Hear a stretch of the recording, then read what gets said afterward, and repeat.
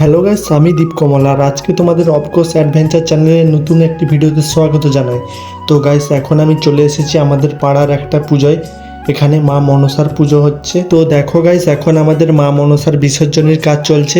Guys, এই পুজো উপলক্ষে আজ একটা মজাদার আকর্ষণীয় খেলা হতে চলেছে এখানে, আর সেটা হলো হাঁস ধরা প্রতিযোগিতা। খেলাটার নিয়ম হচ্ছে একটা পুকুরের মধ্যে একটা হাঁস ছেড়ে দেওয়া হবে আর অনেকজন মিলে হাঁসটাকে ধরার চেষ্টা করবে। যে ধরতে পারবে হাঁসটা, সে হাঁসটা পুরস্কার হিসেবে পেয়ে যাবে। তো তোমরা ভিডিওটা শেষ পর্যন্ত দেখতে থাকো, মজা আসবে।